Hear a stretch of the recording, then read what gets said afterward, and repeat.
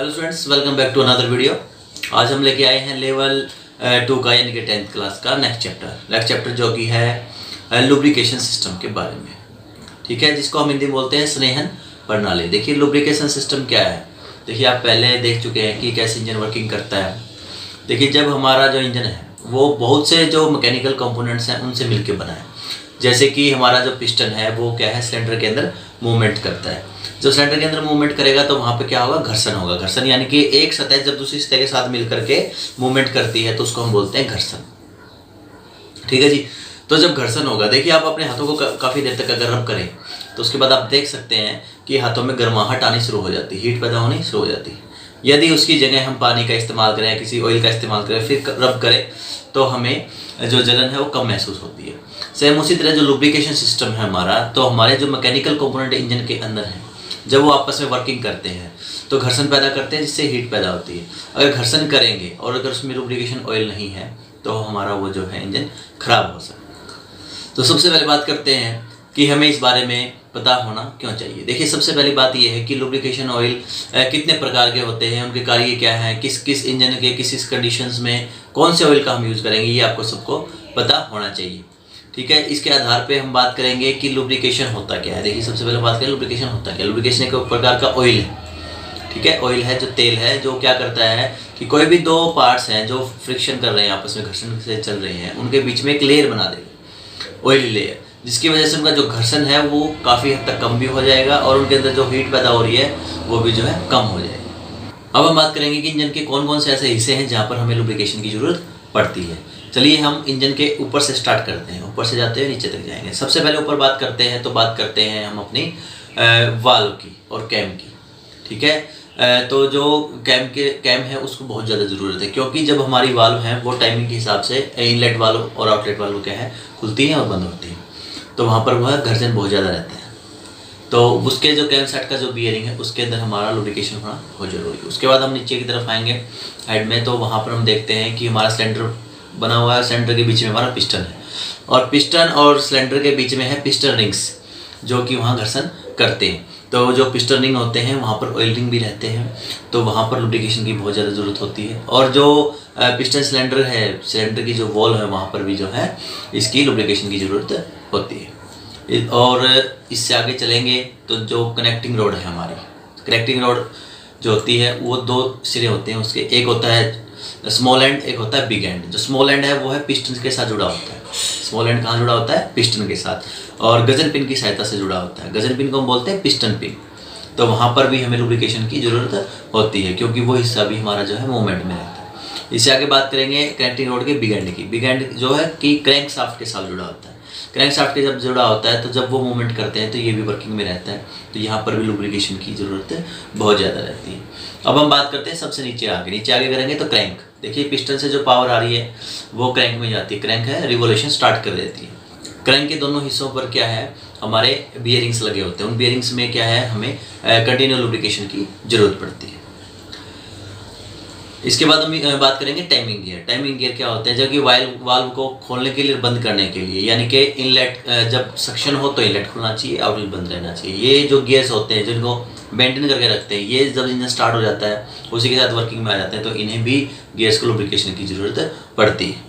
देखिए अब हम जानेंगे कि जो हमारा लुब्रिकेशन ऑयल है उसके कैरेक्टरिस्टिक्स क्या हैं, उसके गुण क्या हैं, कैसा वो होना चाहिए। तो सबसे पहले हम बात करेंगे विस्कोसिटी। विस्कोसिटी क्या होती है। देखिए विस्कोसिटी अगर हम बात करें हिंदी में थोड़ा सा तो हम कह सकते हैं गाढ़ापन। उसका जो ऑयल है उसके बहने का जो प्रतिरोध है उसको हम बोलेंगे विस्कोसिटी, यानी कि उसके अंदर गाढ़ापन अच्छा रहना चाहिए। आपने देखा होगा कि जब आप मोबिल डलवाते हैं तो उसका कलर अलग होता है, ठीक है, और जो है उसका गाढ़ापन भी अलग होता है। लेकिन जब आपकी गाड़ी 5000, 7000, 10,000 किलोमीटर चल चुकी होती है उसके बाद देखते हैं तो उसका कलर भी चेंज हो जाता है, ब्लैक कलर का हो जाता है। उसका जो गाढ़ापन है वो भी जो है ना के बराबर हो जाता है। तो ये विस्कोसिटी है जो उसके गाढ़ापन है, जो कि उसके बहने के प्रतिरोध की बात करती है। इसके बाद हम बात करेंगे फिजिकल स्टेबिलिटी। फिजिकल स्टेबिलिटी का मतलब क्या है कि कम से कम तापमान पर और ज़्यादा से ज़्यादा तापमान पर भी वो क्या है, स्थिर रहना चाहिए, यानी कि अपनी कंडीशन को चेंज नहीं करना चाहिए। मान लीजिए आपका जो ऑयल है वो हमेशा लिक्विड कंडीशन में रहता है, तो ऐसा ना हो कि सर्दियों में वो जम जाए और गर्मियों में जो है अपने आप ही बहना स्टार्ट कर दे। तो ऐसा नहीं रहना चाहिए उसका सिस्टम, वो ठोस नहीं होना चाहिए, वो जिस फॉर्म में है उसी फॉर्म में रहना चाहिए। आगे हम बात करेंगे केमिकल स्टेबिलिटी। केमिकल स्टेबिलिटी मतलब क्या है कि आपने देखा होगा कि कुछ समय के बाद कुछ केमिकल्स ऐसे होते हैं, ऑयल्स ऐसे होते हैं जो रखे रहते हैं तो उनमें ऑक्सीडेंट्स आने स्टार्ट हो जाते हैं। ऑक्सीडेंट्स का मतलब क्या है कि उसकी परत पर थोड़े थोड़े बुलबुले टाइप के और वाइट कलर की शेड्स आनी स्टार्ट हो जाती है, तो वो इसके अंदर नहीं आनी चाहिए। केमिकल रिएक्शन जो है इसके अंदर नहीं होना चाहिए, क्योंकि हमारी जो गाड़ियाँ हैं अगर हम उन्हें चला नहीं पाते ज़्यादा तो 1 साल के बाद सर्विस करवाते हैं या फिर 10,000 किलोमीटर के ऊपर सर्विस करवाते हैं। तो जिनकी गाड़ियाँ ज़्यादा चल नहीं पाती तो वो 1 साल के बाद सर्विस करवाएंगे, तो उसमें केमिकल रिएक्शन नहीं होना चाहिए 1 साल तक। अब हम आगे बात करेंगे कि कोरोजन से बचाओ। इसका जो तीसरा पॉइंट है गुण क्या होना चाहिए, कोरोजन से बचाओ। क्योंकि देखिए इंजन जो है मेटल से बना हुआ है, अब जो ऑयल है बार बार वहाँ बह रहा है, अगर उसमें कोरोजन रोकने की क्षमता नहीं है तो हमारा पूरा इंजन में क्या हो जाएगा, जंग लग जाएगा। तो जंग से बचाव के लिए भी वो बहुत उपयोगी होना चाहिए। इसके बाद हम बात करेंगे पोर पॉइंट। पोर पॉइंट क्या है? पोर पॉइंट क्या है, देखिए वह कम से कम तापमान, देखिए हमारा ऑयल है, अब मान लीजिए सर्दी आ गई है ज़्यादा तो क्या है उसमें भी गाढ़ापन है हमारे ऑयल में, तो वह कम से कम तापमान जिस पर हमारा ऑयल जो है वो बहना शुरू कर दे, वो हम बोलेंगे पोर पॉइंट। अब आगे बात करें फ्लैश पॉइंट यानी कि ज्वलनांक बिंदु। देखिए पोर पॉइंट जो था वो था बहाव बिंदु, फ्लैश पॉइंट क्या है, ज्वलनांक बिंदु है। फ्लैश पॉइंट क्या रहता है, फ्लैशिंग मतलब चिंगारी। फ्लैश पॉइंट क्या है, ऑयल का वह कम से कम तापमान, ऑयल का कौन सा, ऑयल का वह कम से कम तापमान जिस पर ऑयल जो है फ्लैशिंग करना स्टार्ट कर दे, जलना नहीं है, सिर्फ स्पार्किंग करे और बंद हो जाए, वो मिनिमम टेम्परेचर जो है उसका फ्लैशिंग पॉइंट कहलाता है। इसके बाद हम करेंगे क्लीनलीनेस। क्लीनलीनेस की बात क्या है, स्वच्छता। देखिए आपका जो ऑयल है वो विस्कस है, गाढ़ा है, हैवी। अगर छोटा मोटा कचरा आपके इंजन के अंदर आ जाता है या पिस्टन पे आ जाता है या सिलेंडर वॉल पे आ जाता है तो वो इतना हैवी है कि जो भी कोई मेटल पार्ट है छोटा मोटा तो उसको बहा करके अपने साथ नीचे सम्प में ले आएगा। ठीक है, तो ये एक सफाई का भी काम करता है। सफाई के अलावा मैं एक पॉइंट और इसमें ऐड कर देता हूँ जो इसमें नहीं है। जो लुब्रिकेशन है हमारा, उसका जो मुख्य उद्देश्य रहता है वो रहता है हमारे घर्षण को कम करना, हीट को कम करना और सफाई कर देना। इसके अलावा जितना भी हमारा इंजन पार्ट है उसको सीलिंग प्रोवाइड करवाता है। देखिए अगर एक लेयर बन जाती है ऑयल की तो वो क्या है, हवा का जो रास्ता है वो रोक देते हैं, तो हमारे सीलिंग इफेक्ट को भी बना के रखते हैं। अब बात करेंगे हमारे लुब्रिकेशन के टाइप्स की, टाइप ऑफ लुब्रिकेशन। सबसे पहले आता है, ये वर्गीकरण में बांटा गया है तो वर्गीकरण के आधार पर हम बात करेंगे। सबसे पहले बात करेंगे अकॉर्डिंग टू स्टेट, यानी कि इनकी स्थिति के आधार पर। स्थिति के आधार पर बात करेंगे तो सबसे पहले है सॉलिड। सॉलिड के अंदर ग्रेफाइट, सॉलिड का मतलब ठोस, ठोस लुब्रिकेशन की हमें जरूरत पड़ेगी तो उसको बोलेंगे हमें ग्रेफाइट। अच्छा, इसके बाद है सेमी सॉलिड। सेमी सॉलिड जैसा ग्रीस, ग्रीस आपने हर जगह पर देखा है, ना तो वो ठोस होता है ना बह सकता है। जैसे आपने सीलिंग फैन देखे होंगे, सीलिंग फैन में अगर हम ऑयल रखेंगे तो हमारे ऊपर टपकना स्टार्ट हो जाएगा, तो हम वहाँ पे बेरिंग में क्या करते हैं, ग्रीस का इस्तेमाल करते हैं।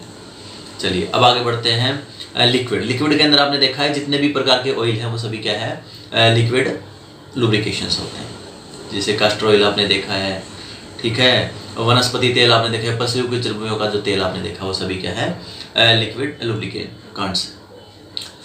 अब उसके बाद करेंगे अकॉर्डिंग टू ओरिजिन, उनके पैदा होने के आधार पे। तो देखिए सबसे पहले नेचुरल है, जैसे वनस्पति है, वहाँ से पशुओं की चर्बी है उससे, और एक है सिंथेटिक, सिंथेटिक यानी कि पेट्रोलियम से निकलने वाला, ठीक है, और जो कि ग्रीस है जैसे कि।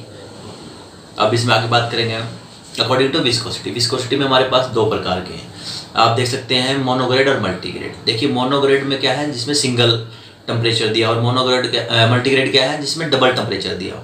आपने देखा होगा कि कई लुब्रिकेंट्स होते हैं जिनके ऊपर लिखा होता है SAE 20। SAE का मतलब होता है society of automotive engineers. SAE का मतलब है सोसाइटी ऑफ ऑटोमोटिव इंजीनियर्स, ठीक है। 20 का मतलब यहाँ पर है टेम्परेचर, कि ये जो लुब्रिकेशन है, ये लुब्रिकेंट ऑयल है, ये 20 डिग्री टेम्परेचर के लिए यूज़ किया जाता है। ये जो आते थे ये पहले हम यूज़ करते थे मोनोग्रेड लुब्रिकेशन सिस्टम लुब्रिकेंट्स। अब हम यूज़ करते हैं मल्टीग्रेड। मल्टीग्रेड क्या रहता है, मल्टीग्रेड का एग्जांपल मैं आपको देता हूँ, SAE 20W40। अब इसमें टेम्परेचर 2 है, 20 भी है और 40 भी। इसका मतलब क्या है, SAE का मतलब है सोसाइटी ऑफ ऑटोमोटिव इंजीनियर्स, 20 यानी कि मिनिमम टेम्परेचर, और W का मतलब है विंटर।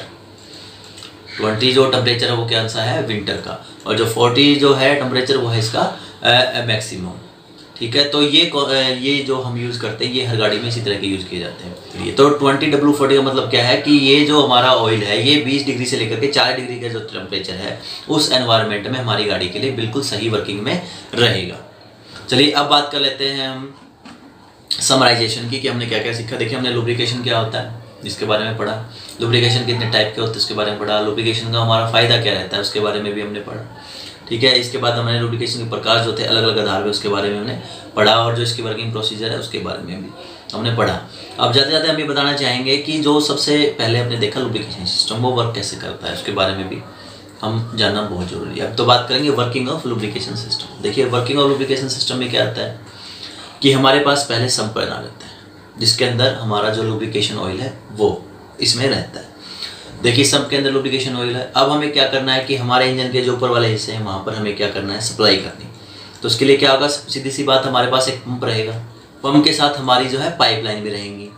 ठीक है। तो वो पाइपलाइन वहाँ जाएंगी जहाँ जहाँ हमें उसकी ज़रूरत है। तो जैसे ही आप लोग गाड़ी के इग्निशन को ऑन करते हैं तो जो हमारी वो जो पंप है, इलेक्ट्रिकल पंप है, वो वर्किंग स्टार्ट कर देता है और वो जो है छिड़काव हमारा इंजन के ऊपर स्टार्ट कर देता है। तो ये है इसकी एक सिंपल सी वर्किंग, और इसके साथ में जो इसका प्रेशर है वो भी इसके प्रेशर बार में देखा जाता है। तो इसी के साथ जो आपका ये जो चैप्टर है वो कंप्लीट होता है। Thank you, have a nice day.